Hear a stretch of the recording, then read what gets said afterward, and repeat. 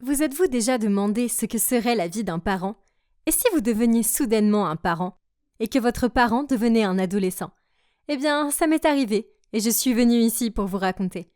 Bonjour à tous, je m'appelle Evan et j'ai 17 ans. Mais ne vous laissez pas tromper par mon nom, car ce Evan est sorti tout droit de l'enfer. Je suppose que je n'ai jamais été un enfant facile. Quand j'étais plus jeune, j'avais beaucoup de crises de colère. Une fois, quand j'avais 8 ans, un garçon a pris le crayon vert que je voulais, alors je lui ai arraché et je l'ai cassé en deux. Il a fondu en larmes et la maîtresse s'en est mêlée et a essayé de m'envoyer dans le coin. Alors je lui ai crié dessus et je lui ai même fait quelques bleus. La maîtresse a convoqué mes parents et leur a dit que c'était la dernière chance et que j'étais expulsée. Quand ils sont venus me chercher, mon père a juste soupiré et est resté silencieux. Mais ma mère m'a crié dessus. « J'espère que tu es contente maintenant, Evan. Tu as fait honte à notre famille. Et maintenant, nous devons trouver une autre école qui accepte de te prendre. » Maintenant, 9 ans plus tard, la relation entre maman et moi est pire que jamais. On ne se met jamais d'accord sur quoi que ce soit. Pour être honnête, nous sommes comme des étrangères. Elle n'a absolument aucune idée de ce que c'est que d'être une adolescente. Et ces règles super strictes sont ridicules, telles que pas de petite amie avant mes 18 ans, pas de fête, pas d'alcool, interdit de rester dehors après 20h30, pas de nourriture malsaine. Non, non, non, non, non. Elle était une telle rabat-joie. Bon sang, qui était-elle pour essayer de me contrôler comme ça? Avec mon caractère, j'ai essayé de trouver un moyen de contourner ces règles stupides. J'ai fait croire que je faisais une soirée pyjama entre filles chez mon amie Clara. Puis, j'ai fini par aller à une fête. J'ai dit que j'étais à un club après l'école, alors qu'en fait, j'étais à un rencard avec un garçon. Et j'ai jeté à la poubelle le lunch sain qu'elle m'avait préparé et j'ai commandé un hamburger gras avec des frites au fromage à la place. Je détestais le fait que maman ruine ma vie avec toutes ces règles stupides. Et elle détestait le fait que je ne la respecte pas assez pour suivre ces règles stupides. À cause de ça, on se disputait. Beaucoup. Et mon petit frère John et mon père se retrouvaient souvent coincés au milieu. Je suppose qu'ils ne supportaient pas l'atmosphère glaciale qui régnait entre nous. Alors ils ont fini par organiser eux-mêmes une sortie en famille. Et ça n'allait certainement rien arranger. Rien. Ces règles nous suivaient toujours au parc. Et elles m'avaient même empêché de parler à ce gars vraiment mignon. Et m'avaient crié d'aller m'occuper de John. Oh, je n'étais pas ici pour être une bonne. Quand on est rentré à la maison, elle a insisté pour que je l'aide à préparer le dîner. Alors j'ai servi une bière à papa. Et quand j'ai pensé que maman ne regardait pas, j'ai bu le reste de la canette. Soudain, ma mère a crié. « Qu'est-ce que tu crois faire? Tu es trop jeune pour boire. » Ah, j'ai juste roulé des yeux et dit « Quoi? C'était juste une toute petite gorgée. Arrête d'être si rigide. Sinon, tu vas devenir un vieux pruneau tout ridé. » Puis j'ai jeté la canette par terre et je suis partie. Elle m'a jeté un regard féroce, mais je m'en fichais. Comment pouvait-elle être aussi sérieuse? Ainsi, lorsque nous étions tous assis autour de la table pour dîner, je pouvais sentir la tension entre maman et moi. Elle a passé à John une assiette pleine de nuggets de poulet, mais elle m'a passé une assiette pleine de brocolis. Burk. Où sont mes nuggets? J'ai demandé. Maman a répondu. John est un garçon en croissance. Par contre, toi, tu as besoin de manger des légumes car tu deviens un petit peu rondelette. Comment ose-t-elle? Je n'étais même pas grosse. En fait, je suis si maigre que je pourrais être un mannequin. Si quelqu'un devait faire attention à son poids, c'était elle, pas moi. C'était elle qui se serrait dans son vieux jean moulant. Alors, j'ai pris mon assiette de brocolis et je l'ai jetée à la poubelle. Maman s'est levée et a dit « Bien, reste affamée. Je m'en fiche. Et tu dois nettoyer derrière toi à partir de maintenant. » J'ai répondu en hurlant « C'est ridicule. Mon estomac est vide et tu me donnes des corvées? Est-ce de la maltraitance d'enfant ?» C'est alors que mon père nous a fait sursauter en tapant du poing sur la table. « Ça suffit, toutes les deux. Commencez à agir comme des adultes. » Nous avons toutes les deux murmuré « Désolée ». Puis papa a eu une idée folle. « Ok, si vous ne pouvez pas vivre en harmonie, pourquoi ne pas échanger vos places ?» Maman et moi étions un peu confuses. « Qu'est-ce que tu veux dire ?» Je lui ai dit. « Eh bien, c'est simple. Evan, tu échangeras ta place avec maman et tu feras le ménage, les courses, le dîner. Tu t'occuperas de John et ainsi de suite. Tandis qu'Ariana, il regarde maman, tu revivras ton adolescence et tu iras à l'école. Disons, pendant 2 jours. » Maman semblait ravie à l'idée d'être moi. Quant à moi, je n'étais pas convaincue. Je veux dire, qui aime faire des corvées? De plus, demain à l'école, c'était le jour du pique-nique des classes, ce qui signifiait pas de cours, beaucoup de nourriture savoureuse et beaucoup de temps à contempler les garçons mignons. Mais maman semblait si excitée à l'idée d'être moi. Alors, j'ai décidé que je pouvais en tirer un avantage. Ça veut dire que je n'ai pas à suivre de règles stupides, j'ai demandé. Et maman et papa ont hoché la tête en signe d'accord. Ok alors, toutes les règles strictes sont supprimées. Ça veut dire que je peux manger du chocolat au lit, a demandé John. J'ai souri. Bien sûr que oui. Maman a juste haussé les épaules et a dit « D'accord maman.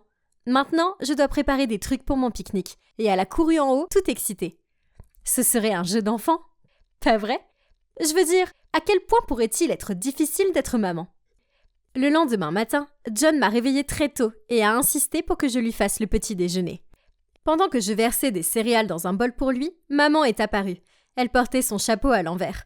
Bon sang, quelqu'un devait vraiment lui dire que ce n'était plus les années 90. « Amuse-toi bien, Ariana !» Je lui ai fait un clin d'œil. « Toi aussi, maman !» Elle m'a fait un clin d'œil en retour. Je l'ai regardée par la fenêtre alors qu'elle montait dans le bus scolaire. Et elle s'est tournée vers moi et a fait le signe de la paix. Bon sang, est-ce qu'elle pourrait être encore moins cool? Peu importe, elle pouvait être aussi ridicule qu'elle le voulait. Je m'en fichais, puisque j'avais la journée entière à la maison. Ou du moins, jusqu'à l'heure d'aller récupérer mon frère à l'école. Je n'ai pas pris la peine de charger le lave-vaisselle. J'ai évité l'énorme pile de linge et j'ai décidé de passer la matinée sur le canapé à regarder un film de gonzesse et à me vernir les ongles. Ah, c'était la belle vie. Quelques heures ont passé et je me suis tellement ennuyée et j'ai eu faim. Alors je suis allée dans la cuisine pour chercher de la nourriture. Mais les placards étaient vides. Alors j'ai remarqué une liste de courses et de l'argent sur le comptoir. À contre-cœur, je me suis dirigée vers le magasin du coin. Mais j'ai ignoré la liste et j'ai acheté plein de snacks. C'est moi la maman, c'est moi qui fixe les règles. Finalement, je me suis tellement ennuyée que j'ai fini par faire la lessive. Je ne savais pas vraiment ce que je faisais. Alors, j'ai tout jeté dans la machine. J'ai tripoté le cadran et j'ai espéré que tout irait bien. Puis mon téléphone a sonné. C'était Clara. Alors j'ai répondu et elle a dit « Hey, pourquoi ta mère est ici à ta place ?» Je lui ai parlé de l'échange et je lui ai demandé ce que ma mère faisait. Elle s'est tue pendant une seconde, puis elle a dit « Eh bien, elle apprécie vraiment le pique-nique. En fait, elle montre à Madame Puller ses compétences en matière de dabbing. » Quoi? Ma mère faisait du dabbing, ce que personne ne faisait plus, et devant notre ancien professeur de sciences. Est-ce qu'elle essayait de m'humilier? Peu importe. Ma mère pouvait s'y mettre. J'avais des tâches ménagères à faire. Bon sang, c'est quoi ces corvées? On dirait vraiment qu'elles ne finissent jamais. À la fin de la journée, j'étais tellement épuisée que j'ai commandé des plats à emporter pour tout le monde et je me suis effondrée devant la télé. J'ai finalement eu l'occasion de rester dehors tard, mais je n'avais pas l'énergie pour le faire. Puis, le lendemain, alors que je faisais encore d'autres tâches ménagères, mon ami Patrick m'a envoyé une photo. C'était maman. Elle portait une tenue de pom-pom girl qui laissait apparaître son ventre. Quoi? Elle était juste à un match de foot décontracté. Personne ne s'habille pour ça. Puis, Patrick m'a envoyé une autre photo, sur laquelle maman tripotait ses cheveux et touchait l'épaule d'un sportif. Oh mon Dieu! Essayait-elle de le draguer? Peu importe. Je n'avais pas le temps pour ça. Je devais aller chercher John à l'école, puis aller à l'épicerie pour acheter des provisions pour le dîner. En arrivant à la maison, nous avons trouvé maman écroulée sur le canapé, entourée d'emballages et de canettes vides. En me voyant, elle a dit « Oh, tu es de retour ?» J'ai dit à John d'aller dans sa chambre, puis j'ai foncé vers maman et lui ai dit « C'est quoi tout ce bazar? Nettoie tout ça. » Elle m'a juste souri. « Non, tu ne nettoies jamais. Alors pourquoi devrais-je le faire? Après tout, nous avons échangé nos rôles, tu te souviens ?» Elle a fini sa bière, puis a rôté bruyamment avant de jeter la canette à mes pieds et de s'en aller. C'était tellement agaçant. J'avais déjà rangé le salon une fois aujourd'hui, et maintenant, je devais le faire à nouveau. Ma mère était si injuste. Puis, lorsque j'ai enfin réussi à prendre 5 minutes pour me détendre, avec un chocolat chaud, des bruits sourds sont venus de l'étage. C'était sa musique. Elle était si forte qu'elle faisait trembler le plafond. Bon sang, elle était si désagréable. Et puis soudain, j'ai réalisé que c'était comme ça que j'agissais. Maman était juste moi. Donc, ok, je suppose que j'étais un peu dure parfois. Je suppose qu'être maman n'était pas aussi facile que ça en avait l'air. J'ai donc décidé de me racheter en préparant un délicieux dîner. Mais il y avait un problème, je ne sais pas cuisiner. En fait, la dernière fois que j'ai essayé de cuisiner, j'ai mis le feu au poêle et à la casserole. Donc, par mesure de sécurité, j'ai demandé à Clara et Patrick de m'aider. Ils avaient pris des cours de cuisine, donc ils savaient ce qu'il fallait faire. Nous avons fait un festin de côtes barbecue, de hamburgers, de pain de maïs, de salade, de poncho raisin et, pour le dessert, un fondant au chocolat et une tarte aux myrtilles. Je vous jure qu'ils avaient l'air si bons que j'avais envie de baver dessus. Maman est descendue en mâchant son chewing-gum et en faisant défiler son téléphone. Puis elle a regardé la nourriture et a bégayé. Comment as-tu fait tout ça? Même moi, je ne pourrais pas faire autant de plats. J'ai haussé les épaules et j'ai dit « J'ai eu un peu d'aide de mes amis, c'est tout. » Puis, je me suis arrêtée devant maman et j'ai dit « Je suis désolée d'avoir été une mauvaise fille. Je sais que tu fais beaucoup pour moi et je te promets que je serai meilleure à partir de maintenant. » Maman a commencé à pleurer et a dit « Je suis désolée aussi. Je sais que ce n'est pas facile d'avoir ton âge. Je n'arrive pas à suivre les tendances. Je croyais que le dabbing était populaire. Quoi qu'il en soit, à partir de maintenant, je serai juste envers toi et nous nous amuserons ensemble. » Après ça, on s'est fait un câlin. Puis mon père s'est levé et a dit « Bien, maintenant, quelqu'un veut échanger sa place avec moi ?» John a immédiatement levé la main et tout le monde a pu voir ses yeux s'illuminer. Aussitôt, nous avons tous éclaté de rire en pensant qu'un jour, John ira au travail et parlera de dinosaures aux réunions, tandis que mon père construira un château en Lego pour la petite amie de John à la maternelle. Ma famille est maintenant plus heureuse que jamais. Tout cela grâce à l'idée folle de mon père. Vous ne devriez jamais manquer de respect à vos parents.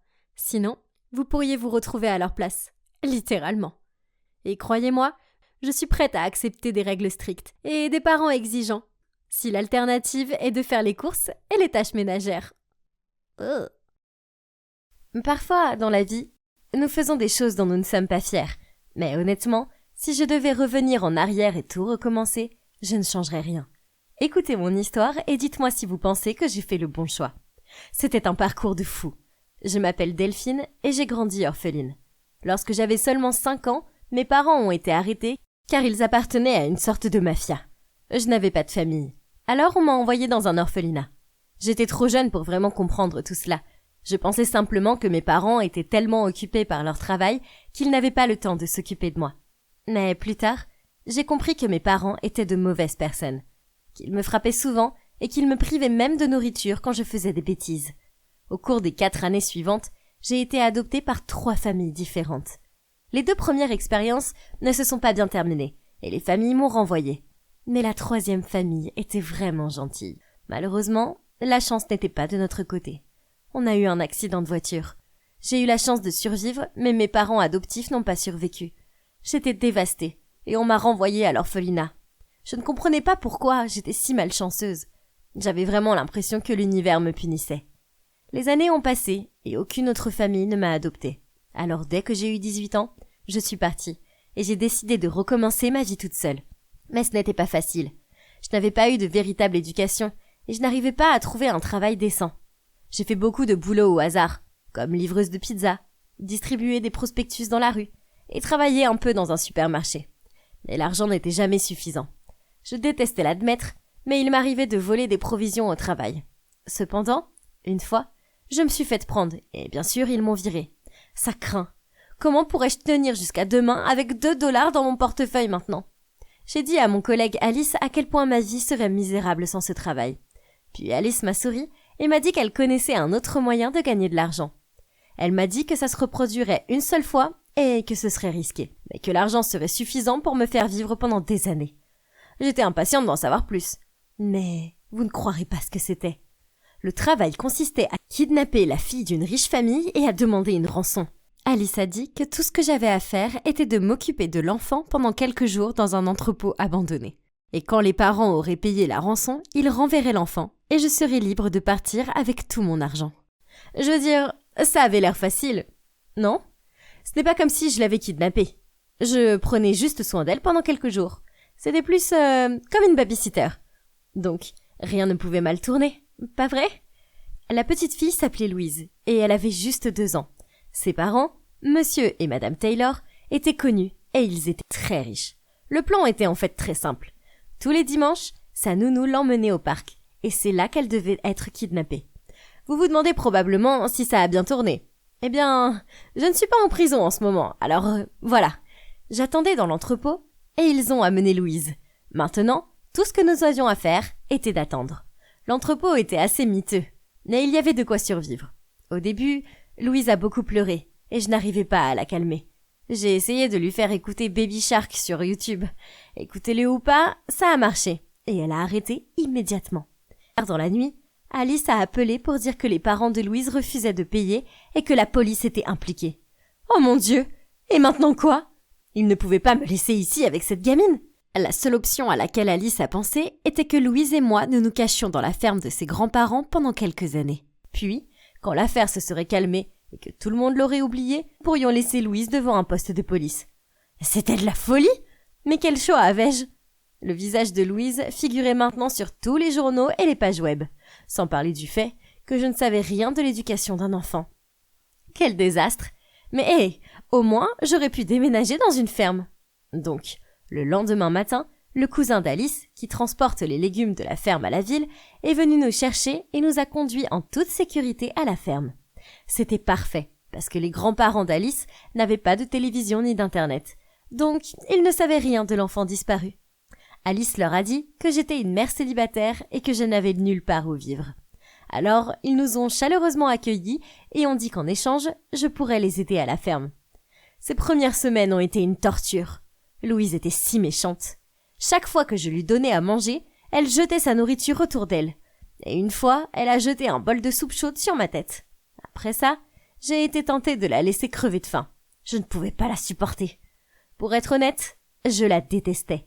Je regrettais tellement de m'être impliquée dans cette histoire à chaque fois que je voyais son visage.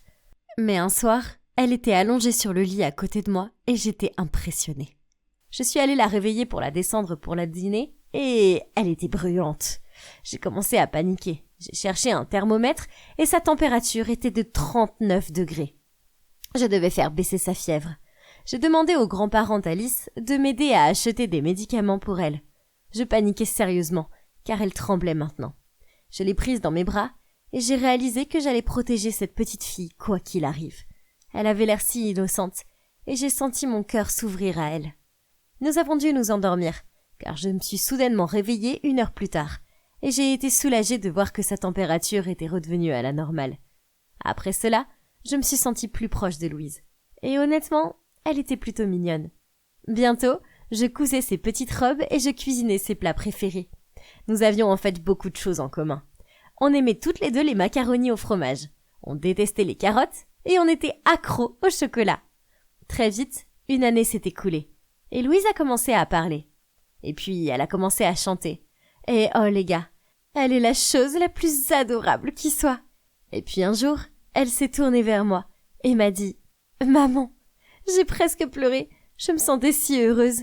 Mais ce n'était pas bien. Je devais la rendre à ses parents. Elle ne méritait pas de vivre une vie loin d'eux, comme j'ai dû la vivre moi loin des miens. Alors, j'ai fait quelque chose de fou. J'ai vu que les parents de Louise cherchaient une femme de ménage à temps partiel. Alors j'ai utilisé un faux nom et j'ai postulé pour le job. Je voulais savoir si c'était sûr de rendre Louise sans me faire prendre. Mais il a été immédiatement clair que quelque chose n'allait pas. C'était comme si elle ne leur manquait pas. Je veux dire, imaginez si votre enfant avait été kidnappé. Vous pleureriez sûrement beaucoup, non? Cette famille était différente. Tout ce qu'ils semblaient faire était de travailler. C'était si facile de se faufiler dans leur maison. Ils partaient au travail à 9h tous les matins et ne revenaient qu'à 19h. La chose dont je devais me méfier était Madame Roberts, la gouvernante. Un jour, je cherchais la chambre de Louise pour voir si je pouvais prendre certains de ses jouets. Mais je ne la trouvais nulle part. Il n'y avait pas une seule pièce qui ressemblait à celle d'un enfant de 2 ans. Avait-il vraiment déjà rangé sa chambre?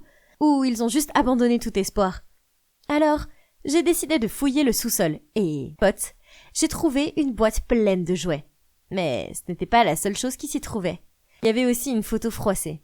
Curieux, je l'ai dépliée et j'ai vu une petite fille sur la photo. J'ai gelé. Cette petite fille n'était pas Louise. Elle avait environ 5 ans et me semblait familière. C'était comme si je l'avais déjà vue auparavant. Est-ce possible? Est-ce que c'est moi? Mais pourquoi les parents de Louise avaient-ils une photo de moi? Soudain, Madame Roberts est apparue et a dit « Qu'est-ce que vous faites ici? Je savais qu'il y avait quelque chose de louche chez vous. Je vais appeler Madame Taylor. » Elle a rapidement pris son téléphone et était sur le point de composer son numéro. Je le lui ai pris, mais cette vieille dame était forte. Nous nous sommes battus pour son téléphone. Puis elle m'a lâché. Elle a eu un air choqué et m'a pointé du doigt d'une voix tremblante. Elle a dit « Tu es Delphine, n'est-ce pas ?» J'étais stupéfaite. Comment connaissait-elle mon vrai nom? Oh mon Dieu, elle devait savoir que j'avais kidnappé Louise. J'étais probablement sur le point d'aller en prison. Mais elle a continué à parler, et j'ai cru que j'allais m'évanouir. Les parents de Louise étaient aussi mes parents biologiques, ce qui faisait de Louise ma sœur. Madame Roberts m'avait reconnue parce qu'elle avait vu la cicatrice sur mon bras, qu'elle disait que j'avais eue en tombant d'un arbre. Elle travaillait pour ma famille avant même ma naissance. Mais ensuite, elle a dit quelque chose qui m'a choquée encore plus. « Ne reviens pas dans cette famille, Delphine. S'il te plaît, c'est pour ton propre bien. Si tu restes, tu seras en danger, comme la pauvre petite Louise. Il ne se souciait pas du tout d'elle. Il la laissait souvent mourir de faim. Et puis elle a été kidnappée. Ils n'ont même pas pris la peine de la chercher. Ils sont cruels et sans cœur, et tout ce qui les intéresse, c'est de faire de l'argent.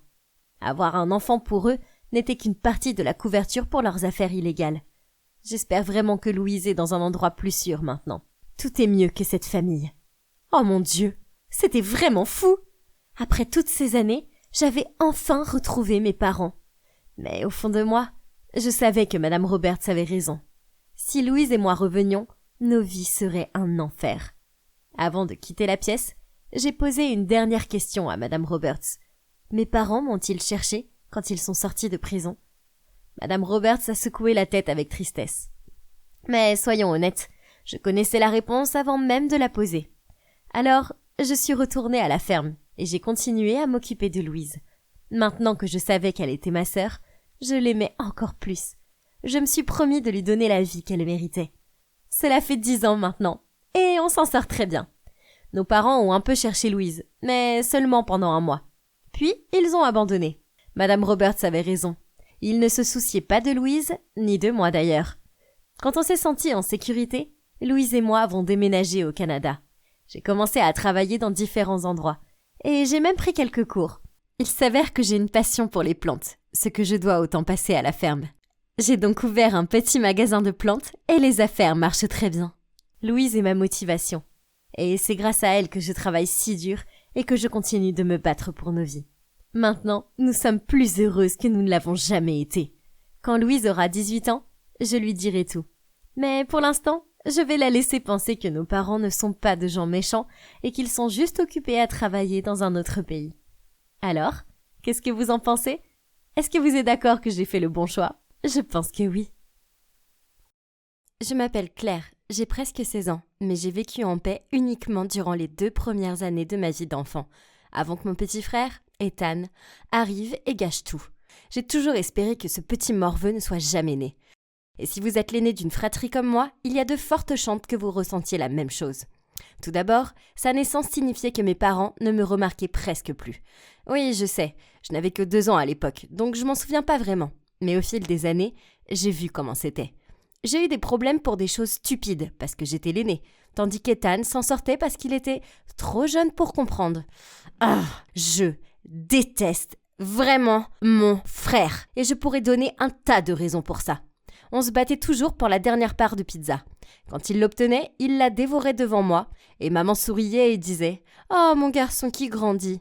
Mais quand c'était moi qui l'avais, maman fronçait les sourcils et disait « Claire, ne sois pas gourmande. » Ah ! Il s'est faufilé dans ma chambre et il a pris le lapin en peluche que ma meilleure amie m'avait offert et il a collé ses oreilles ensemble. Alors, j'ai pris sa console de jeu et je l'ai cachée dans la cave. Il lui a fallu 1 semaine entière pour la trouver. Pour se venger, il a étalé du chocolat sur l'arrière de mon pantalon. Je n'ai compris ce qui se passait que lorsque les autres enfants ont commencé à rire et à me montrer du doigt. J'ai dû porter mon pullover noué autour de la taille pour le reste de la journée, même s'il faisait froid. Je me suis donc vengée en frottant des orties sur son oreiller. Le lendemain matin, son visage était tout rouge et il n'arrêtait pas de se gratter. C'était vraiment drôle. C'était aussi le jour d'un photoshoot et un maquilleur a passé des heures à le maquiller pour masquer les rougeurs. Et il avait l'air ridicule. Vous voyez, mon père est un politicien. Alors parfois, nous devons apparaître dans des photoshoots où nous ressemblons à une famille soudée et harmonieuse. comme si c'était vrai. Je pouvais faire semblant pour les caméras, mais en réalité, j'avais juste envie de botter les fesses de mon frère. On ne s'entendait pas du tout. C'est un vrai morveux. Donc, je suppose que se faire des farces l'un à l'autre était notre stratégie d'adaptation. Je veux dire, hey, c'est pas facile de vivre avec quelqu'un que vous détestez. Nos farces arrivaient si souvent que nos parents nous laissaient faire. Cependant, il y a une chose qui terrifie Ethan. Tout a commencé quand il avait 8 ans et que papa regardait The Walking Dead. Ethan et moi sommes entrés dans la pièce au moment où il y avait une scène de zoom avant dans laquelle un zombie était en train de se nourrir frénétiquement. Comme je suis une fille courageuse, j'ai trouvé ça intéressant et je me suis assise pour le regarder avec papa. Mais mon frère étant une mauviette, il a crié, s'est enfui de la pièce, s'est caché sous le lit de nos parents et il a fondu en larmes et a refusé de sortir de là pendant 2 heures parce qu'il était convaincu qu'il était choisi quand il a vu le zombie et que les autres zombies allaient l'attraper. Je tiens alors son talon d'Achille. Alors, peu de temps après, quand il a fait tomber mon tout nouveau casque d'écoute dans les toilettes, ce qui m'a obligée à mettre ma main dedans pour le ramasser, j'ai décidé de me venger de lui. Et heureusement pour moi, Halloween, très proche. Parfait. J'ai regardé des tutoriels de maquillage sur YouTube et je me suis exercée sur mes amis. Puis, le jour d'Halloween, je me suis transformée en un zombie vraiment effrayant. J'ai caché la caméra dans sa chambre et je suis entrée dans son placard et j'ai fait des bruits de grognement et de gémissement. Quand il a ouvert la porte du placard, j'ai sauté sur lui et je l'ai plaqué au sol. Oh mon Dieu, il a crié si fort qu'il a fait pipi dans son pantalon. Et maintenant, toutes ces années qui suivent, j'ai gardé la vidéo pour le faire chanter avec. Ah, mais ne vous y trompez pas, car mon frère n'était pas un enfant comme les autres. Il n'y a pas si longtemps, il m'a fait une farce qui m'a rendue plus furieuse que Misty de Pokémon. Je vous raconte, j'ai eu le béguin pour ce garçon à l'école. Il était tellement gentil et rêveur, et d'après les regards mignons qu'il me lançait, j'étais sûre à 100% que je lui plaisais aussi. La Saint-Valentin semblait être le jour idéal pour exprimer mes sentiments à son égard. Alors la veille, je suis restée éveillée jusqu'à minuit pour lui préparer des chocolats. J'ai laissé mes chocolats emballés avec amour et la boîte sur le côté dans la cuisine et je suis allée me coucher. Le lendemain, j'ai pris la boîte et à l'heure du déjeuner, je l'ai remise à mon amoureux.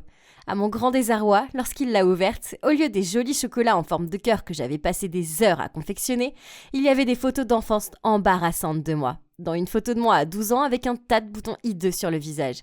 Une photo de moi toute petite dormant avec la bouche ouverte et de la bave sur le menton. Et une autre lorsque j'étais bébé avec un bol de bouillie sur la tête. Puis mon béguin a soulevé une note disant « Superbe chocolat, serette. Bleh, quel sale gosse sournois. » Même si mon petit ami n'arrêtait pas de me dire que j'étais très mignonne sur ses photos et qu'il les aimait encore plus que les chocolats, j'avais quand même envie de lui donner un bon coup de poing dans sa sale tête. Oh mon Dieu, je t'en supplie, s'il te plaît, éloigne-le de moi.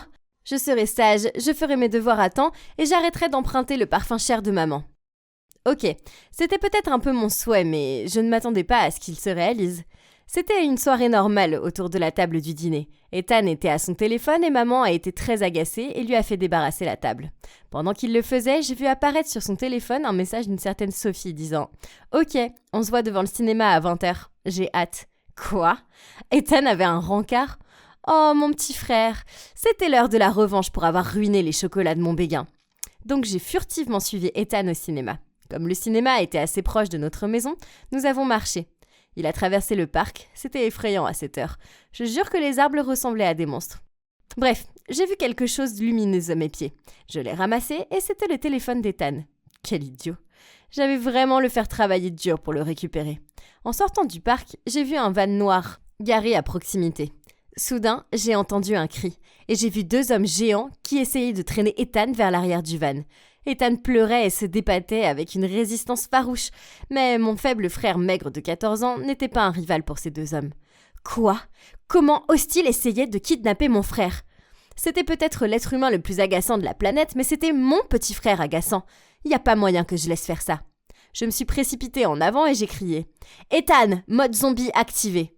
Ma présence a fait sursauter les 2 kidnappeurs et ça les a rendus plus déterminés à le traîner vers le van. Tout à coup, Ethan a mordu fort la main de l'homme qui lui couvrait la bouche, comme le font toujours les zombies. Bien joué, frérot. L'homme a crié et a serré sa main. L'autre homme a tiré sur le bras d'Ethan, mais il a réussi à se remettre sur pied. Alors que l'homme essayait de le pousser dans le van, Ethan a saisi sa chance et lui a donné un coup de pied entre les jambes. Aïe. Pendant ce temps, j'ai appelé les flics et je leur ai demandé de venir rapidement. Puis j'ai vu le crétin à la main mordue s'apprêter à attraper Ethan à nouveau. Alors j'ai crié de toutes mes forces. « Ethan, cours !» Il a sprinté dans le parc et l'homme mordu l'a suivi. C'était exactement une poursuite de zombies dans la vie réelle. Ah. Soudain, j'ai senti des bras m'attraper autour de la taille. Oh non, c'était l'autre gars. Il m'a dit « Je suppose que tu vas devoir venir aussi », avant de me soulever et de me mettre à l'arrière du van. J'ai crié et j'ai essayé de le frapper et de lui donner des coups de pied, mais il était trop fort. Il m'a jeté à l'arrière du van, mais avant que je ne puisse y entrer, j'ai enfoncé la porte de la camionnette et l'ai rapidement verrouillée de l'intérieur pour l'empêcher de rentrer. Heureusement pour moi, ce n'était pas lui, mais le type qui poursuivait Ethan qui gardait la clé. C'était si effrayant quand le kidnappeur n'arrêtait pas de me crier dessus dehors, mais j'avais encore plus peur en pensant qu'Ethan pouvait être blessé quelque part dehors. Puis soudain, j'ai entendu sa voix. « Hé, arrête !» S'est-il fait prendre ? J'ai regardé dehors pour voir le contraire. Il courait vers moi, après 2 policiers. Ils tenaient leurs armes pour maîtriser le type qui se tenait près de la camionnette. Ethan était en sécurité. Et il est revenu pour moi. J'ai ouvert la porte et j'ai sauté dans ses bras. Oh, zappons plutôt cette partie. J'ai la chair de poule chaque fois que je me rappelle cette nuit larmoyante. Ethan et moi avons suivi les policiers et avons vu l'autre kidnappeur menotté à un arbre, luttant avec des moustiques avec son seul bras libre dans l'obscurité. La police m'a dit que pendant le trajet vers le van, Ethan n'arrêtait pas de se plaindre de la lenteur et du manque de professionnalisme des policiers qui auraient dû venir me sauver en premier. Mon garçon s'entêtait à dire « Je peux me sauver tout seul, mais pas cette mauviette ». Cet idiot ne pouvait certainement pas imaginer qu'il avait une grande sœur merveilleuse comme moi.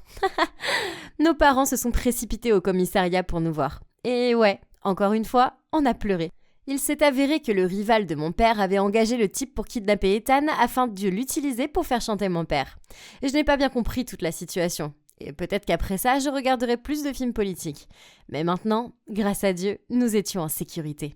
J'ai peut-être souhaité que mon frère disparaisse, mais quand j'ai vraiment failli le perdre pour toujours, eh bien, je dois admettre que ça m'a fait peur. Et il s'avère qu'il ressentait la même chose pour moi aussi. C'est fou, hein ? Bien sûr, on se fait toujours quelques farces, sinon on ne serait pas nous-mêmes. Mais j'ai réalisé quelque chose. Il est peut-être le plus agaçant des morveux, mais c'est toujours ma famille, et je l'aime tellement. Cependant, je suis sûre qu'il y aura toujours des moments où je détesterai mon petit frère agaçant. Comme maintenant, alors que je me suis assise dans ma chambre en train de vous raconter mon histoire, je suis sûre que je l'entends ricaner derrière ma porte. Quelle est la probabilité que je l'ouvre et que je finisse avec un seau d'eau froide sur la tête ou quelque chose comme ça ? Tout ça parce que j'ai dit à maman qu'il avait une petite amie. C'est dommage, petit frère, il n'y a aucune chance que tu aies le dessus sur cette reine des farces. La famille, c'est compliqué. C'est vrai, je pensais que ma famille était la plus heureuse possible. Mais non, tout comme une bulle s'explose quand elle devient trop grande. Maman et papa se sont séparés après une grosse dispute stupide. Après ça, mon père a déménagé. Moi et ma petite sœur Katie avons eu un choix difficile. L'un de nous resterait ici avec maman et l'autre irait vivre avec papa et sa nouvelle copine, Zara. Cathy est vraiment douce, gentille et sensible. Alors je ne pensais pas que bouleverser sa vie et la faire vivre avec une nouvelle belle-mère serait une bonne idée. Je suis un grand frère, protéger ma petite sœur était mon devoir. Donc, c'était réglé. Katie est restée avec maman et j'ai emménagé avec papa et Zara. Quelques mois plus tard, maman est tombée amoureuse d'un certain Valentin et l'a épousé. Je n'étais pas très convaincu par Valentin. Je ne l'avais rencontré que quelques fois, mais il semblait trop prétentieux à mon goût. Bref, revenons à papa, et il s'avère que ma vie avec eux était une partie de plaisir. Et il me laissait sortir quand je voulais, et il me faisait à peine faire des tâches ménagères. Au contraire, Zara n'était pas une personne méchante. Elle me traitait comme un membre de la famille et, pour mon 16e anniversaire, elle a même suggéré à mon père de me surprendre avec ma propre voiture. Des jours heureux. Mais il y avait un hic. D'après les messages de ma sœur, je sentais que les choses n'étaient pas si roses avec elle. Donc je suis allé lui montrer ma nouvelle voiture. Enfin, c'était juste une excuse pour aller vérifier comment ça se passait. Je suis entré dans la maison pour trouver Katie en train de vider le lave-vaisselle. Elle pleurait. Je comprends, les tâches ménagères sont nulles, mais ce n'était pas assez terrible pour faire pleurer quelqu'un. Il y a quelque chose qui cloche. Je lui ai préparé une boisson et on s'est assis et on a parlé. Elle m'a dit que c'était Valentin, qu'il ne l'aimait pas et qu'il lui causait toujours des problèmes. Katie a dit « Il m'a toujours considéré comme une épine dans le pied, car il voulait que maman passe tout son temps avec lui. Il exigeait que je fasse toutes les tâches ménagères, mais quand maman rentrait du travail, il disait qu'il les avait faites. Si j'essayais de lui poser des questions à ce sujet, il me mettait dans le pétrin et en racontant des mensonges à maman à mon sujet. Comme la fois où il a dit que je l'avais insulté et que j'avais volé $20 dans son portefeuille. Je n'ai pas aimé ce que j'ai entendu, donc je lui ai demandé As-tu essayé de dire à maman ce qui se passe ?» Elle a hoché la tête et a soufflé. « Oui, elle a dit que je suis juste paresseuse et jalouse. » J'ai répondu. « On dirait que maman est aveuglée par l'amour. » « Ne t'inquiète pas, sœurette, elle va bientôt revenir à la raison. » Elle a retenu ses larmes et a dit. « Je l'espère, Thomas, parce que ça craint vraiment ici. Je lui ai dit de me prévenir la prochaine fois que Valentin faisait quelque chose de louche. Waouh, il s'avère que ce type aime donner des coups bas. Quelques jours plus tard, il a remplacé l'huile de cuisson par du whisky, et quand maman a commencé à cuisiner, tout a pris feu. Valentin s'est précipité à la rescousse et il a accusé Katie en disant qu'il l'avait vue tenir la bouteille de whisky hier soir. Mais il a supposé qu'elle essayait simplement de la voler. Puis il a dit à maman que Katie avait insisté pour qu'il cuisine son steak. Donc la farce devait lui être destinée. Maman l'a tout de suite cru et l'a puni en lui faisant manquer le bal de l'école et en lui faisant faire des tâches ménagères à la place. Pauvre Katie, elle était si bouleversée. Mais une semaine plus tard, Valentin le sournois a encore frappé. Cette fois, Katie l'a vu remplacer la mayonnaise light de maman par de la mayonnaise complète. Katie s'est précipitée chez maman pour l'attraper en flagrant délit, mais quand elle est arrivée, elle l'a vu étaler de la mayo light sur son bagel. Maman a crié sur Katie pour avoir dit des mensonges sur son beau-père, et l'a punie encore une fois. C'était nul. Ma sœur est la plus gentille des filles, et elle ne mérite pas ça. Sans parler du fait que certaines de ses farces semblent dangereuses. Pas tant celle de la mayonnaise, mais celle du feu aurait pu mal finir. Ce Valentin devait arrêter de jouer. Et il était temps que je lui montre que personne ne s'en prend à ma petite sœur. Donc j'ai suggéré que nous échangions les choses pendant quelques semaines. Katie irait vivre avec papa et apprendrait à connaître Zara. Et moi j'irais vivre avec maman et apprendrais à connaître Valentin. Il est clair que Valentin savait qu'il ne pouvait pas m'embêter. Donc la première semaine, il est resté hors de mon chemin. J'ai utilisé ce temps pour faire le plein, me relaxer, apprécier la cuisine de maman et préparer ma vengeance. Quand la deuxième semaine est arrivée, j'étais prêt à faire de la vie de Valentin une misère. Sacré vénard de Valentino. Maman travaillait très dur car Valentin avait perdu son emploi. Alors, en bon fils que je suis, je l'ai conduite à l'épicerie. Maman était si heureuse de mon aide et elle m'a promis de me faire mon omelette préférée. Quand nous sommes rentrés à la maison, maman a appelé Valentin pour qu'il vienne aider à porter les sacs à l'intérieur. Il a essayé de l'impressionner en les portant tous à la fois. Mais l'un d'eux s'est ouvert et les provisions sont parties dans tous les sens, y compris la boîte d'œufs. Oups, maman était furieuse et lui a crié « Voilà ce qui arrive quand on essaye de se vanter et faire l'homme fort. Maintenant, je ne peux pas avoir d'omelette pour mon dîner et j'attendais ça avec impatience. » Haha, voir son expression stupéfaite était tellement drôle. Oui, j'ai fait un trou dans le fond du sac pour que ça arrive. J'en avais pas encore fini avec lui. Aucune chance. Donc les jours suivants, quand maman est partie super tôt pour le travail, j'ai versé des cornflakes partout, jeté du linge sale sur le sol, mis la gamelle du chien sur le canapé et j'ai marché partout avec mes baskets sales. J'ai même emporté le petit déjeuner que maman avait préparé pour Valentin à l'école pour qu'il se réveille affamé et qu'il passe la journée à nettoyer mon désordre. Ah! Naturellement, Valentin n'était pas content de moi. Alors quand je suis rentré de l'école, il m'a forcé à tondre la pelouse. Ce gars avait l'air si fatigué d'avoir passé la journée à débarrasser mes affaires. Alors, ça me va. Quand maman est rentrée et m'a vu, j'ai repris mon souffle et j'ai dit « J'ai eu une journée chargée avec l'école, mais Valentin m'a quand même fait faire toutes les corvées. Je suis si fatigué, maman. » Maman s'est précipitée à l'intérieur et a trouvé Valentin en train de regarder des dessins animés. Alors elle lui a crié dessus « Tu es à la maison toute la journée. Alors pourquoi tu ne tonds pas la pelouse au lieu d'obliger mon fils à le faire ? Moi je dois aller travailler et mon fils doit faire des sales corvées. Alors quel est exactement ton rôle dans cette maison ?» Valentin est resté bouche bée. Mais ça ne s'est pas arrêté là, car maman était tellement en colère qu'elle l'a fait dormir sur le canapé. Valentin m'a évité après ça, mais ce n'était pas suffisant. Je devais faire en sorte qu'il laisse ma sœur tranquille. Je devais faire comprendre à Valentin que sa façon de faire était mauvaise. Je savais que maman et Valentin avaient une tirelire dans leur chambre pour leurs futurs enfants. Alors, quand ils n'étaient pas là, je me suis faufilé dans leur chambre, j'ai cassé la tirelire et j'ai caché l'argent dans la veste de Valentin. Ce soir-là, après le dîner, j'ai demandé à maman si je pouvais emprunter ses écouteurs. Elle est allée les chercher dans sa chambre, juste au moment où Valentin a pris sa veste et est allé partir. Au moment où il a franchi la porte, nous avons entendu un cri affolé à l'étage. C'était ma mère. Elle avait dû trouver la tirelire cassée et a couru en bas en criant après Valentin. Il est resté sur le pas de la porte, confus. Mais elle a vérifié ses poches et voilà, l'argent était là. Elle l'a agité en colère devant son visage. « C'est quoi ça, hein ? Tu vas dépenser les économies pour notre enfant, c'est ça ? Tu ne gagnes pas d'argent, alors arrête de tout gâcher. » Ils se sont disputés dehors. Alors je suis monté dans ma chambre et j'ai regardé par la fenêtre. Soudain, une voiture s'est arrêtée et une fille bien habillée en est sortie. Oh wow, c'était Katie. Elle a couru vers maman et l'a prise dans ses bras. Puis papa et Zara sont apparus. Il s'avère que Katie a passé un bon moment chez papa. Zara a toujours voulu avoir une fille. Alors quand Katie est arrivée, elle était si heureuse qu'elle l'a emmenée faire du shopping, l'a coiffée et l'a gâtée. Quand maman a regardé sa propre fille qui avait une meilleure vie avec sa belle-mère, j'étais sûr qu'elle a réalisé à quel point elle était mauvaise. Je pouvais voir son visage honteux. Je me suis précipité en bas et j'ai salué ma sœur. Puis je me suis tourné vers maman et lui ai dit « Maman, tu devrais t'occuper davantage de Katie. Tu vois, Valentin me maltraitait. Tu ne sais pas à quel point il était dur avec elle. Nous t'aimons, alors fais confiance à Katie comme tu m'as fait confiance. » Puis je me suis tourné vers Valentin. « Tu es son mari, mais cela ne veut pas dire que tu peux nous remplacer dans le cœur de notre maman. Les mamans aiment toujours plus leurs enfants. Ne sois pas enfantin et n'essaye pas de les séparer ou je reviendrai. » Et je lui ai fait un clin d'œil. « Ouais, ok. » Il a grogné puis il s'est retourné vers Cathy et a dit « Je suis désolé Katie. Que dirais-tu de commencer une nouvelle page ?» Katie a souri gentiment et elle a dit « Ok, j'aimerais bien. » On dirait que j'ai sauvé la journée. Maintenant Valentin savait que s'il s'en prenait encore à Katie, je serais de retour.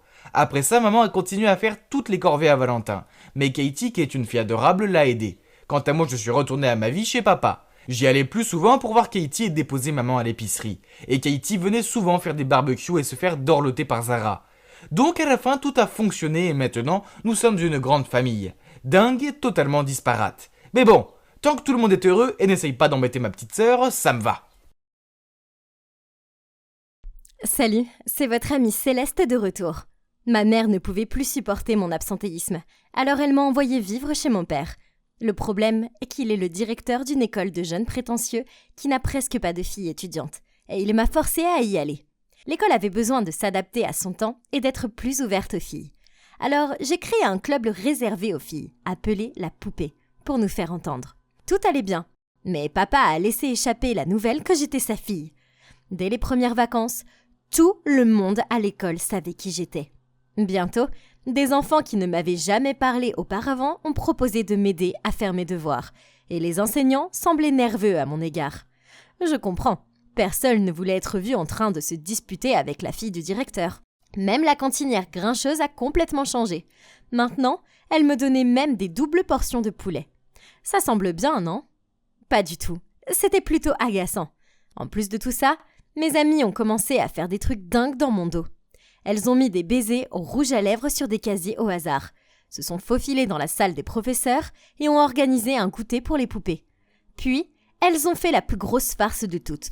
Ouais, elles sont allées dans la salle de gym et ont accroché des guirlandes de culottes, de soutien-gorge et de tampons à côté d'une grande bannière disant « Bienvenue dans le monde des filles ». Waouh! Même moi, j'ai pensé qu'elles étaient allées trop loin avec ça. Mon père était furieux à ce sujet. J'étais terrifiée à l'idée qu'elles soient expulsées. Il n'y avait presque pas de filles dans cette école, et je n'avais pas besoin de perdre mes seules camarades de classe féminine. Mais elles ont fini par avoir une semaine de punition, et ont été obligées de rester après l'école pour nettoyer la salle de gym. Ouf! Le lendemain, mes amis sont venus me voir alors que j'étais à mon casier. Et Laura a dit « La punition, ça craint, mais cette farce en valait vraiment la peine. Attends de voir ce qu'on a prévu pour la suite. » Et elle m'a fait un clin d'œil. « Ça va définitivement être une douche froide », a ajouté Diane. Ça suffisait. Alors je leur ai dit d'informer le reste des poupées de me retrouver au gymnase après l'école. D'accord, j'ai peut-être pris en douce la clé du gymnase dans la poche de mon père, mais c'était pour le bien de tout le monde. Maintenant que tous les membres de la poupée étaient réunis, j'ai dit ce que j'avais à dire. « Hey les filles, écoutez, je sais que cette école favorise les garçons, mais c'est compréhensible que vous vouliez être vues. Mais toutes ces farces nous font mal paraître. Je connais mon père, et la seule façon dont il nous écoutera, c'est si nous faisons quelque chose pour faire passer notre message de façon honorable. Donc, je vais me présenter à la prochaine élection du Conseil des étudiants. » Avant même que j'ai fini ma phrase, Diane a dit « Mais cette position est seulement pour les garçons. » Alors, j'ai répondu « Je pense qu'il est temps qu'on change ça, tu ne crois pas ? Alors, qui est avec moi ?» À ma grande surprise, toutes les filles présentes dans la salle ont levé la main et ont applaudi. Après cela, j'ai lancé ma campagne. Les 2 candidats ayant obtenu le plus grand nombre de votes passeraient au tour final. Au début, je n'ai pas fait l'objet de beaucoup d'attention. Mais ce n'était pas surprenant puisque j'étais la fille à concourir. Les autres concurrents ont pris la chose très au sérieux. Un garçon a distribué des t-shirts gratuits avec son nom dessus. et un autre à coller des prospectus sur les casiers de tout le monde, énumérant 10 raisons pour lesquelles il était la bonne personne pour le poste.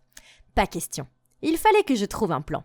J'ai donc mis au point une stratégie ancienne mais extrêmement efficace, appelée piège à beauté. Ha! Aucun garçon ne pouvait y échapper.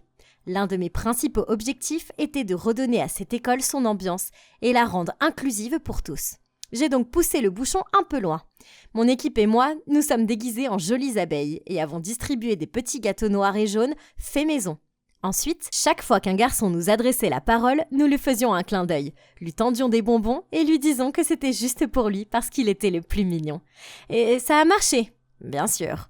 J'ai réussi à atteindre la demi-finale et je me suis retrouvée face à Arthur, ce gars super intelligent. Donc maintenant, tout ce que j'avais à faire était de travailler sur ma présentation que je donnerais dans la cour de l'école. Comme c'était ennuyeux. Alors, une idée lumineuse m'a traversé l'esprit. Pourquoi ne pas combiner les finales avec une soirée de bal de fin d'année, où les étudiants pourraient non seulement voter pour le président potentiel, mais aussi se déguiser et sociabiliser. J'ai fait part de mon idée à mon équipe. Mais à ma grande surprise, elles avaient l'air sceptiques. Les professeurs ne laisseront jamais faire ça. Ils sont tellement anti-parti que ça finira mal, a dit Diane. Laisse-moi faire, j'ai souri. Mon père était peut-être strict, mais il n'était pas de taille pour me battre. Alors ce soir-là, après le dîner, je lui ai parlé de mon plan. Au début, il a été très surpris et n'était pas d'accord. Car il a dit que nous ne pouvions pas combiner la cérémonie d'élection avec la fête de chant et de danse, car cela enlèverait toute dignité à la cérémonie. Mon père était coincé dans le passé. Alors j'ai dit, mais papa, ce serait une bonne occasion pour tous les élèves de se retrouver. Moi et mes amis allons décorer la salle, trouver un DJ, organiser la nourriture et les boissons, et faire tout le reste.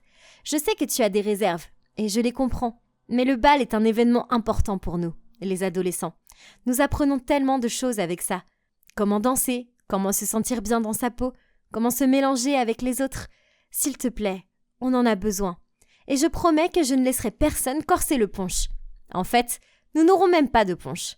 Il a fallu beaucoup de plaidoiries et de persuasion, mais finalement, il a soupiré et dit « Bien, tu peux avoir ton bal, mais ne me le fais pas regretter. » J'ai poussé un cri d'excitation et je me suis précipitée vers lui pour le serrer dans mes bras.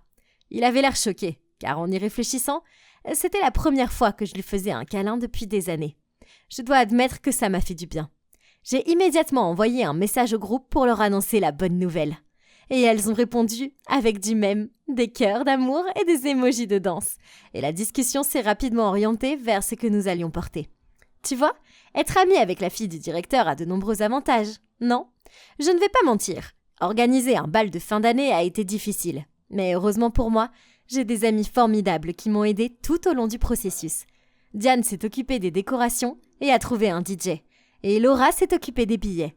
La nuit du bal est finalement arrivée. Et waouh, tout le monde s'était bien habillé. Les membres de la poupée ont donné un spectacle de danse de bienvenue. Puis Arthur et moi sommes montés sur scène pour faire nos présentations. Arthur a commencé. Et bon sang, c'est monsieur sérieux, mais il est mignon.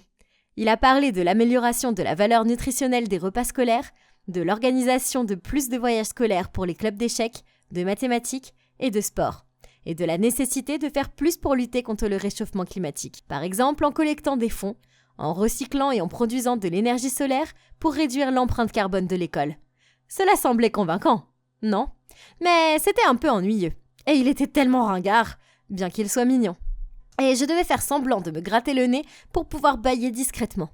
J'ai entendu des applaudissements. Oh non, ça voulait dire que c'était mon tour et je n'étais pas prête. Le bal avait pris tout mon temps et... qu'est-ce que je devais dire ? C'est alors que j'ai regardé mon père, qui se tenait au fond de la salle, et je l'ai vu me faire un signe de tête. J'ai donc pris le devant de la scène et j'ai décidé de laisser mon cœur parler. Bonjour les gars, bonjour les filles. Certains d'entre vous me connaissent peut-être comme la fille rebelle qui a semé le trouble à mon arrivée ici. Tandis que d'autres me connaissent simplement comme la fille du directeur. La vérité, c'est que je ne suis qu'une étudiante normale comme vous tous, qui avait de gros doutes sur sa venue ici. J'ai entendu quelques personnes chuchoter dans la foule, mais j'ai gardé mon calme et j'ai continué. Je ne pensais pas que je me plairais ici, mais j'avais tort. Je me suis fait des amis formidables et j'aime vraiment cet endroit. Cependant, l'attitude dépassée envers les étudiantes me frustre. Les temps ont changé et nous avons notre place ici autant que les garçons. Il est donc normal que nous ayons notre propre uniforme, des clubs adaptés à nos besoins, et s'il vous plaît, plus de développé couché. Les filles sont aussi bonnes que les garçons, sinon meilleures. Par exemple, nous, les filles géniales du club La Poupée, avons organisé cette fête tout ensemble. Ensemble, rendons notre vie au lycée plus brillante et plus inclusive pour tous, car cette école a quelque chose de spécial. Et je veux que tout le monde voie qu'avec un peu de soin et d'attention, ça peut vraiment faire le buzz. Waouh, j'avais réussi. Tous les étudiants m'ont encouragé et applaudi. Même Arthur m'a tapé sur l'épaule et m'a dit « Bravo, ta présentation était si convaincante, tu as mon vote. » Puis, il m'a fait un clin d'œil. Oh mon Dieu, qu'est-ce que ça voulait dire? Après cela, j'ai rejoint mes amis sur la piste de danse et j'ai profité au maximum de la danse incroyable que nous avions organisée. Enfin, c'était l'heure des résultats. L'un des professeurs est monté sur scène avec l'enveloppe contenant le nom du gagnant. Puis elle l'a ouverte et a dit « Avec 2/3 des votes, vous avez choisi votre gagnant et c'est Céleste. » Je ne pouvais pas y croire. J'avais réussi. J'avais vraiment gagné. Quand j'ai quitté la scène, papa est venu et m'a serré fort dans ses bras. Puis il a dit « Chérie, je suis vraiment fière de toi. » Et voilà, maintenant je suis présidente du conseil des élèves et, comme je l'ai promis dans ma présentation, j'ai fait de cette école un lieu inclusif pour tous. Nous avons maintenant plus d'activités pour les filles, y compris un club de pom-pom girl. Mais bien sûr, les garçons peuvent aussi s'inscrire. Nous avons même un uniforme pour les filles, je ne dois donc plus apporter ces affreux pantalons bouffants. Maintenant, tout le monde semble plus heureux ici, y compris moi. Maman a entendu parler de mon changement d'attitude et m'a invitée à revenir à la maison. Mais je ne veux pas rentrer. Ma place est ici, dans cette école, avec mes nouveaux amis. Peut-être, j'ai bien dit peut-être, j'aime cet endroit après tout. Qui l'aurait cru? C'est fou, hein? Je suis qui je suis, mais t'es juste trop égoïste pour l'accepter. Et aussi, tu aimes la personne que tu as créée dans ton fantasme, pas moi. Donc je pense qu'on devrait en finir ici. C'est pour le mieux. Alors, c'est moi là, ouais, la fille qui pleurniche. Et le garçon, c'est Édouard, l'amour de ma vie. Je savais que ça arriverait. C'était écrit dans mon horoscope, et celui d'Édouard. C'était écrit dans les étoiles. Comme c'était injuste. Tout a commencé par une journée normale et ensoleillée. J'ai commencé ma journée, comme je le faisais toujours, en lisant mon horoscope. Mes yeux se sont écarquillés quand j'ai vu ce qu'il disait. Aujourd'hui, vos chemins vont se croiser avec votre âme sœur. Oh, ça y est, j'allais enfin rencontrer mon prince charmant. J'étais tellement contente que j'ai pris le chemin de l'école en sautillant. Ah, et au fait, je suis un soleil taureau et une lune poisson. Je comprends que tout le monde n'est pas aussi informé de ces choses que moi, mais en gros, ça signifie que je suis une fille timide, qui est craintive avec les étrangers, mais j'ai une grande empathie envers les autres. Cependant, mon principal trait de caractère est que je rêvasse pour échapper à la réalité. Le problème avec le fait d'être une rêveuse, c'est que les autres me disent constamment que je devrais être plus forte, plus effrontée, plus insolente. Non merci. C'est pas parce que je suis... Sérieusement, il devrait emprunter mon livre « Tout ce que vous devez savoir sur votre signe astrologique » et le consulter. Ou aller trouver un lion. Je fais tellement confiance à mes horoscopes que je vis ma vie en fonction d'eux. En fait, les horoscopes m'ont sauvé la vie plus d'une fois. Par exemple, il y a eu ce jour où j'ai refusé d'aller en classe à tout prix parce que mon horoscope du jour disait « Vous pourriez être victime d'un accident au travail ou à l'école, alors faites attention ». Et vous ne croirez pas ce qui s'est passé en cours de sciences. Un de mes camarades de classe a renversé de l'acide partout. Heureusement, personne n'a été blessé. Mais quand même, Dieu merci, je n'étais pas là. Les horoscopes sont très importants pour moi. Mais aussi mon amour pour les séries coréennes. Surtout les séries romantiques. Ah, j'adore. J'imagine toujours toutes sortes de situations mignonnes dans lesquelles je trouverai l'amour de ma vie, qui soit aussi beau, aussi drôle et aussi attentionné que les hommes principaux des séries dramatiques. Et c'est pourquoi aucun homme que j'ai vu n'a jamais répondu à mes attentes. Mais mon horoscope disait que ça allait arriver. Alors j'étais catégorique. Je me demandais à quoi il ressemblerait et quel serait son signe astrologique. Il devait sûrement être Cancer, n'est-ce pas? On se rencontrerait par hasard, on tomberait amoureux, on surmonterait toutes sortes de difficultés ensemble et on vivrait heureux pour toujours. Ah oui, c'était tellement exaltant. Je rêvassais près de mon casier quand j'ai entendu des filles chuchoter à propos d'un nouveau garçon nommé Édouard. Curieuse, je me suis faufilée dans la foule et... Oh, Mon Dieu, ce gars avait un visage d'un Adonis grec. Est-ce qu'il pourrait être mon prince? Il n'y avait qu'une seule façon d'en être sûre. Je devais découvrir son signe astrologique. Mais, comme je l'ai dit, je suis une fille timide. Alors, je n'allais pas m'approcher de lui et lui demander sa date de naissance, parce qu'il m'aurait prise pour une fofolle. J'ai continué à penser à mon dilemme et puis, bingo, j'ai trouvé une idée géniale et infaillible. Vous voyez, être un poisson a de nombreux avantages. Comme il était nouveau, son dossier serait à la réception pour que Madame Shillington s'en occupe. J'ai attendu le début de la pause déjeuner parce que je savais que je serais plus calme là-bas. Et je me suis faufilée jusqu'à son bureau et j'ai scanné le dossier d'Édouard. Quoi? Il est bélier, complètement mon opposé. Comment il pourrait être le bon? En m'éloignant, je ne pouvais pas m'empêcher de penser. Son signe de lune croissante doit être poisson ou cancer. Ou peut-être quelque chose qui correspond au mien. C'était impossible d'en être sûr sans connaître l'heure exacte de sa naissance. Il devrait vraiment rendre cette information obligatoire dans les documents, parce que c'est important. J'étais tellement perdue dans mes pensées que je me suis heurtée à quelqu'un. J'ai levé les yeux et marmonné un « Désolée ». Oh mon Dieu, c'était Édouard. C'était ça. Nos chemins s'étaient croisés. Bientôt, il m'inviterait à une promenade sur la plage et on s'embrasserait au clair de lune. « Hey, tu vas bien ?» Il m'a fixée, mais j'étais trop occupée à fantasmer pour me concentrer. Je pense que j'ai peut-être un peu bavé aussi. « Tu vas bien, n'est-ce pas ?» J'ai fini par m'en sortir. J'ai rougi et j'ai murmuré. « Ouais, je vais bien. Je sais que je suis une jolie fille. Hey, nous les poissons, on a un charisme naturel. » Et puis, j'avais cet air timide. Comment un garçon pourrait-il résister à ce charme? Donc, je n'étais pas si surprise quand Édouard a dit « Bien, tu m'as inquiétée pendant une minute, alors... je suis nouveau ici et je connais pas vraiment quelqu'un. » Il s'est gratté le cou. « Alors, est-ce que tu veux bien prendre un café après l'école? En plus, ce sera ma façon de m'excuser de ne pas avoir regardé où j'allais. » J'ai fait mon plus beau sourire et j'ai dit « Bien sûr !» Il s'est arrangé pour me rencontrer dans ce café voisin. Je sais que je vous ai dit que je suis quelqu'un de silencieux, mais étonnamment, Édouard et moi avons vraiment sympathisé. Nous avons partagé un muffin et il m'a dit que de me rencontrer avait été le meilleur moment de sa journée. Il m'a même demandé mon numéro avant que je ne rentre chez moi. Oh, youpi! Oh, j'ai aussi découvert à quelle heure il est né. Je me suis précipitée à la maison pour regarder son signe astrologique. Et comme je m'y attendais, sa lune et son ascendant sont des signes du cancer, ce qui me correspond parfaitement. À partir de ce jour-là, nous avons commencé à nous envoyer des textos et à nous appeler. Et nous nous sommes même vus tous les jours. C'était génial, jusqu'au jour où il m'a demandé si je voulais être sa petite amie. Oh mon Dieu, bien sûr que je le voulais.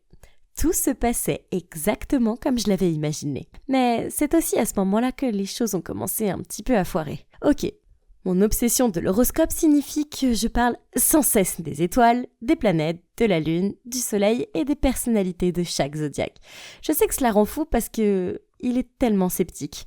Un jour, dans son horoscope, il était écrit qu'il devait se ménager aujourd'hui et éviter les exercices fatigants. Mais Édouard avait un match de basket important à l'école. Je l'ai supplié de ne pas y participer, mais il n'a rien voulu entendre. Il a dit que c'était absurde. L'équipe avait besoin de lui et il ne pouvait pas les laisser tomber sur un coup de tête. J'étais folle d'inquiétude à l'idée qu'il puisse se casser la jambe ou quelque chose du genre. Je ne pouvais pas laisser ça se produire. Alors j'ai mis du sirop laxatif dans sa bouteille d'eau.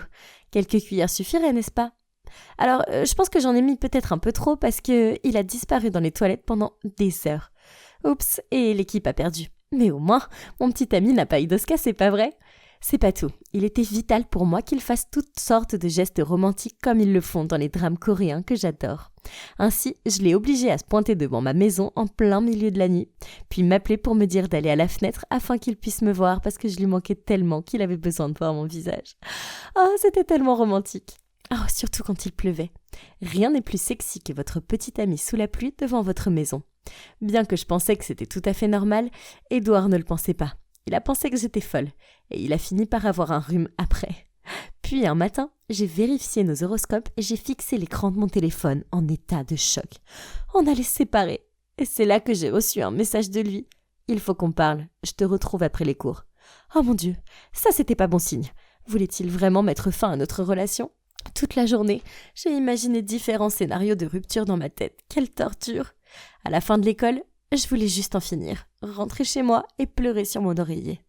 Édouard était super silencieux, mais il ne pouvait même pas croiser mon regard. et son air était si sérieux, je me suis dit « Oh non, c'était vraiment en train d'arriver. Notre rupture était inévitable. » Mais ça ne voulait pas dire qu'il devait le faire. Oui, c'est vrai. Alors, dès qu'il a commencé à parler, je me suis interposée et j'ai dit « Je suis désolée, Édouard, mais on doit rompre. » Édouard a eu l'air confus. Au début, il pensait que je rejouais une des scènes romantiques, mais quand il a réalisé que c'était pas le cas, il a demandé pourquoi et j'ai répondu « Parce que nos horoscopes le disent. » En colère, il a répondu « Ariane, j'allais te présenter mes parents ce soir parce que je t'aime. » Quoi ? Il voulait que je rencontre ses parents et que notre relation passe à l'étape suivante ? Bégayant, j'ai rapidement essayé de me corriger, mais il ne m'a pas écouté. Tu fais plus confiance à une ordure d'internet qu'à ton propre petit ami. Je suis qui je suis, mais t'es trop égoïste pour l'accepter. Et aussi, tu aimes la personne que tu as créée dans ton fantasme, pas moi. Donc je pense qu'on devrait en finir ici. C'est pour le mieux. Et puis il m'a laissé là, seul, sous des flots de larmes. Je ne pouvais pas m'empêcher de penser à Édouard et à son air dévasté. Est-ce que j'ai mal lu les horoscopes ? Ou peut-être qu'ils se sont trompés ? Je l'aime et il m'aime aussi. On est fait l'un pour l'autre, n'est-ce pas ? Soudain, j'ai su exactement ce que je devais faire. Donc le lendemain soir, je suis allée chez Édouard. Il a ouvert la porte et il m'a jeté un regard confus. « Ariane, qu'est-ce que tu fais ici ?»« J'ai tout gâché et je suis vraiment désolée. S'il te plaît, pardonne-moi. » Il a reniflé, c'est vrai. Et si ton horoscope te dit quelque chose demain, alors quoi ? Ça n'a pas d'importance. J'ai secoué la tête. Je suis prête à faire quelques changements. Pourquoi tu crois que je suis ici ? Je suis prête à passer à l'étape suivante de notre relation et à rencontrer ta famille. J'ai brandi une boîte de chocolat. Ta mère aime les chocolats ?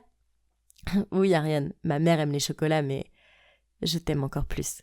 Ouf. Donc j'ai retrouvé mon petit ami et j'ai aussi rencontré sa famille, qui s'avère être super sympa. J'ai essayé de pas trop parler d'horoscope, mais j'ai peut-être demandé à sa gentille maman si elle était balance. Ouais, elle est, je le savais. Pour l'instant, je lis toujours mes horoscopes, mais je ne les prends plus aussi littéralement. J'ai appris que les étoiles disent les possibilités, pas la vérité. Et en fin de compte, tout ce qui m'arrive est basé sur mes propres décisions et choix. Rien d'autre. Les horoscopes m'ont permis de trouver Édouard, mais ils ont aussi failli me le faire perdre à jamais. Et il est hors de question que je refasse cette erreur. Je pensais qu'être belle signifiait que je naviguerais à travers les écueils de la vie et que j'obtiendrais toujours ce que je voulais. Oui, ça semble stupide. Mais au lycée, la vie était tellement plus facile grâce à mon apparence. Il suffisait d'un battement de cils pour que les intellos fassent mes devoirs à ma place. Et les filles m'invitaient à leur fête parce qu'elles savaient que si j'y allais, les beaux garçons viendraient aussi. C'était sympa d'avoir l'attention d'autres garçons, mais je n'étais intéressée que par mon petit ami, Mathieu. Il était en terminale et il était parfait. Il était tellement beau, super intelligent et c'était un pro du sport. Il y avait un tout petit problème. J'étais nulle dans les études. C'était tellement ennuyeux. Mais pour être honnête, cela n'avait pas d'importance de toute façon, puisque j'étais belle, et vous savez, être belle était suffisant. En outre, j'avais une passion. J'adorais chanter et composer de la musique. Je ne les publie pas ou quoi que ce soit, mais je ne vais pas mentir, elles étaient assez captivantes. On a passé un long été ensemble, avant que Mathieu ne parte à l'université. J'ai donc décidé de le surprendre avec une chanson d'amour que j'avais écrite pour lui. Je suis allée chez lui avec ma guitare, prête à lui la jouer, mais avant que je ne commence, il a dit « Marine, je veux rompre. » Quoi ? Pourquoi ? J'ai bafouillé. J'ai rencontré quelqu'un d'autre. Elle n'est pas aussi belle que toi, mais elle est plus intelligente. Nous allons étudier à Stanford ensemble. Soyons réalistes, un endroit comme celui-là est hors de ta portée. Je n'arrivais pas à croire ce que je venais d'entendre. J'ai attrapé son bras et je lui ai supplié de me donner une autre chance en amour, mais il est parti. Les jours suivants, j'ai continué à l'appeler et à lui envoyer des SMS, mais il m'a complètement ignorée. Désespérée, j'ai cherché des informations sur sa petite amie sur les réseaux sociaux et j'ai découvert qu'elle s'appelait Jolie et qu'elle était l'une des meilleures élèves d'une autre école secondaire de la ville. Oh, il s'avère que Mathieu voulait une fille intelligente, hein ? Donc si j'entrais dans cette université, alors il me reprendrait, n'est-ce pas ? Je veux dire, il choisirait sûrement une fille intelligente et belle plutôt qu'une fille intelligente et laide. C'était réglé. J'allais travailler comme une folle pendant ma dernière année pour rentrer à Stanford. Bon sang, étudier était bien plus difficile que je ne le pensais. Ça n'a pas aidé que j'ai beaucoup de choses à rattraper. Et pourquoi Mathieu devait-il étudier l'économie ? Tous ces chiffres et ces graphiques me donnaient le vertige. Je ne savais pas par où commencer. Tout était nouveau pour moi. Alors j'ai dû demander à 2 de mes admirateurs intello de m'aider. Au début, ils se sont moqués de moi, car ils pensaient que je plaisantais. Mais quand ils ont réalisé que j'étais très sérieuse, ils m'ont tendu des livres et ils ont essayé de m'expliquer des choses. J'ai même passé mes pauses à la bibliothèque. Pourquoi c'était un labyrinthe là-dedans? Je jure que je me suis perdue et que je n'ai pas pu retrouver mon chemin pendant au moins 1 heure. Une fois, je me suis même endormie dans la bibliothèque et un type a trouvé amusant de prendre une photo.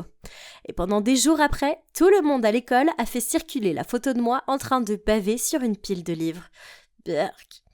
Mais malgré ces épreuves, je ne pouvais pas abandonner. J'ai même collé une photo de Mathieu sur mon mur pour me rappeler mon objectif. J'ai arrêté de sortir avec mes amis. Je ne suis plus allée à aucune fête et j'ai même manqué un bal de fin d'année pour étudier. Inutile de dire que mes amis ont vraiment pensé que j'étais folle ou quelque chose comme ça. Même ma mère était tellement inquiète qu'elle voulait m'emmener à l'hôpital pour me faire examiner. Oh mon Dieu, c'était ridicule. Arrêtez de dramatiser, les gars. N'avez-vous jamais vu une belle fille qui travaille dur? Et puis, quelque chose d'incroyable est arrivé. J'ai reçu ma lettre de Stanford et, oh mon Dieu, devinez quoi? J'ai été acceptée. Je n'arrivais pas à y croire, et ma famille et mes amis non plus. Tout le monde était tellement surpris et heureux pour moi. Pour être honnête, abandonner la musique était dommage, mais étudier la musique ne m'aurait pas aidé à retrouver Mathieu. Alors que ça, oui, j'allais être dans la même université que lui, étudiant le même cours, bien qu'avec 1 année de retard. Qu'est-ce qui pouvait mal tourner? Donc, j'ai déménagé à l'université. Et j'ai fini avec la colocataire la plus geek qui soit. Elle collait des équations de maths sur les murs. Quelle fille bizarre! De plus, étudier ici était encore plus ennuyeux qu'au lycée. Beaucoup plus. Une fois, pendant un cours de macroéconomie, oui, c'est aussi ennuyeux que ça en a l'air. J'avais mes écouteurs dans les oreilles et je réfléchissais à des paroles de chansons quand quelqu'un a frappé à mon bureau. Comment ose-t-il interrompre mon flux créatif? Alors j'ai lâché 1 seconde, j'écris, alors que mes yeux étaient toujours sur mon cahier. J'ai alors levé les yeux pour voir le professeur Bentley qui se tenait là. Il a pris mon cahier, a vu mes paroles, puis il a dit « Sortez tout de suite et ne revenez jamais ». De toute façon, j'en avais marre de ce cours qui m'endormait. Sérieusement, regarder de la peinture séchée aurait été plus amusant. Je suis partie en trombe, en me plaignant à moi-même de la façon dont je détestais ce cours nul. Puis, quand j'ai tourné au coin de la rue et que j'ai vu Mathieu tenant la main de son affreuse petite amie. Pourquoi maintenant? Mathieu m'a regardé comme s'il avait vu un fantôme. Puis il a demandé « Marine, que fais-tu ici ?» J'ai forcé un sourire, mais avant que je puisse dire quoi que ce soit, sa petite amie a pris la parole. « Oh, tu es Marine, l'infâme harceleuse de mon petit ami. Laisse-moi deviner, le professeur Bentley t'a viré. » Normal, il est allergique aux filles sans cervelle. Puis, elle a traîné Mathieu à l'écart. Comment osait-elle se moquer de moi? J'étais bien trop belle pour que des gens comme elle me parlent comme ça. J'allais lui montrer que j'allais bientôt regagner mon homme. Je suis retournée dans ma chambre et j'ai listé quelques idées. Je pourrais lui acheter un cadeau? Non, trop évident. Ou je pourrais le taguer sur des photos de nous deux? Non, trop désespéré. Je sais, je devrais m'en tenir à ce que je sais faire. Dans mon cas, c'est la musique. D'ailleurs, à quel point ce serait romantique de lui chanter une chanson d'amour. Il ne pourrait pas résister. Quelques jours plus tard, j'ai sorti ma guitare dans la cour. Une foule a commencé à se rassembler autour de moi. Alors j'ai dit « J'ai écrit cette chanson pour mon ex, Mathieu. Je voulais juste te dire que je t'aime tellement. Veux-tu redevenir mon petit ami ?» Tout le monde autour de moi a applaudi. Et ça m'a rendue encore plus enthousiaste et j'ai commencé à chanter. Après avoir terminé ma chanson, Mathieu et Jolie sont apparus. Il avait l'air gêné. Et elle avait l'air tellement en colère que j'ai cru que de la vapeur allait sortir de ses oreilles. Mais peu importe, je ne me suis pas souciée d'elle. Je me suis approchée d'eux, puis j'ai touché son épaule. « Chérie, j'ai travaillé si dur pour entrer dans la même université que toi. Maintenant, tu vas revenir avec moi ?» Et à ma grande surprise, il a dit avec colère « Marine, s'il te plaît, arrête. C'est terminé entre nous. Tu es folle. Tout ceci est fou. Maintenant, s'il te plaît, laisse-moi tranquille. » Je suis restée bouche bée pendant qu'il prenait la main de Jolie et qu'il partait. J'entendais la foule chuchoter à mon sujet. J'avais l'impression que mon monde s'écroulait. Je me morfondais sur mon lit en rêvant à des jours heureux avec Mathieu, quand ma colocataire a jeté son téléphone sur mon lit et a dit « Tu devrais voir ça ». Je l'ai regardé. Quoi ? C'était moi. Quelqu'un avait filmé ma tentative ratée de sérénade et c'était devenu viral. Mais la majorité des commentaires étaient super encourageants, disant que j'avais une voix géniale. Après ça, tout le monde à l'université connaissait mon nom. D'accord, toute cette attention m'a fait du bien. À la demande générale, j'ai fini par sortir ma chanson. Même le conseil des étudiants de l'université m'a invité à participer à un spectacle lors de la célébration de l'école.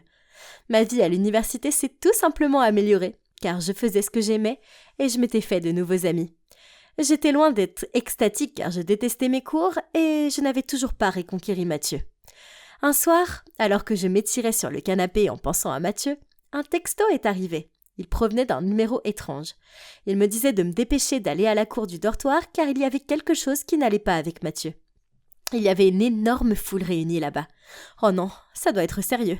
Frénétique, j'ai traversé la foule et c'est alors que j'ai vu Mathieu debout, me tournant le dos au milieu de bougies en forme de cœur. Il avait dû m'envoyer le message. J'ai marché vers lui en tremblant et j'ai doucement appelé son nom. Il s'est retourné, s'est mis sur un genou, mais son visage était toujours fixé au sol. Puis à ma grande surprise, il a dit « Je t'aime vraiment et je veux faire partie de ta vie.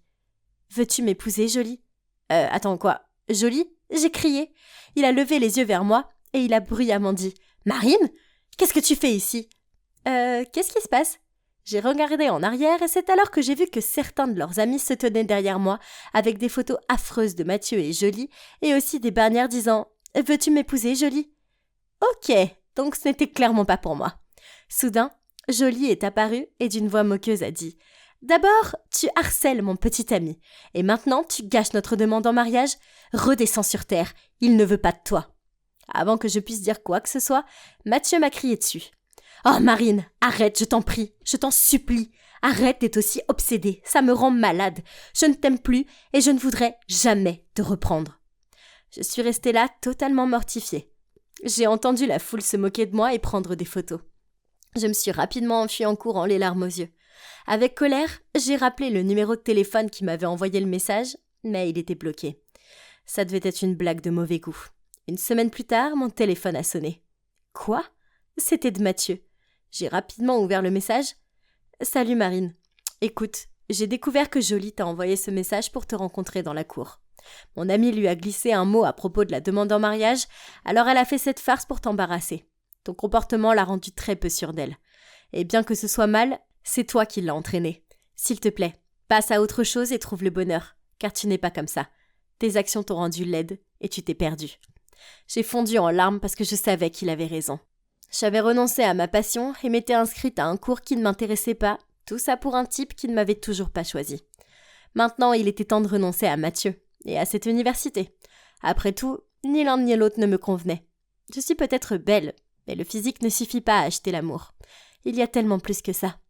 Pour l'instant, je suis rentrée chez moi et je vais m'investir corps et âme dans ma musique, puis m'inscrire dans une école de musique en me spécialisant dans la composition, parce que je réalise enfin que ce n'est pas Mathieu qui me rendra heureuse. C'est ma passion. C'était un jour d'école ordinaire et je rangeais mon casier quand soudain j'ai entendu des chuchotements et remarqué que tout le monde regardait quelque chose. Ok, il s'est avéré que ce n'était pas quelque chose, mais quelqu'un. Comme cette jolie fille qui se pavanait dans le couloir comme si c'était un podium ou quelque chose comme ça. Oh ! Pourquoi tout le monde était bouche bée devant elle ? Se précipitait pour la saluer et agitait des blocs-notes devant elle pour qu'elle les signe. J'ai serré mes livres dans mes bras et marmonné « Bon sang, elle n'a rien de spécial !» Alors, je m'appelle Lily et je suis juste une fille ordinaire. Ma famille, oui, elle est ordinaire. Mon apparence, ordinaire. Et mon statut social, eh bien, c'est ordinaire aussi.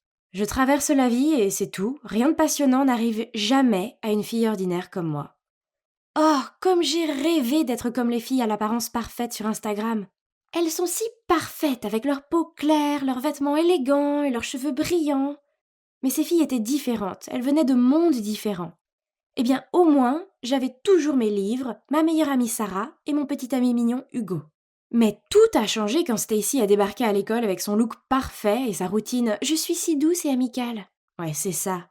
Et alors, qu'importe si elle avait un joli visage et un petit rôle dans une émission de télévision. Sous son faux éclat, elle n'était clairement pas tout ça.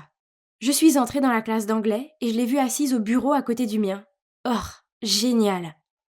Je n'ai même pas pu aller m'asseoir parce que tout le monde l'entourait, lui posant des questions stupides telles que « Quel shampoing utilises-tu » et « As-tu des pauses pour grignoter quand tu filmes ton émission ?» Bon sang, donnez-moi une pause plutôt à moi!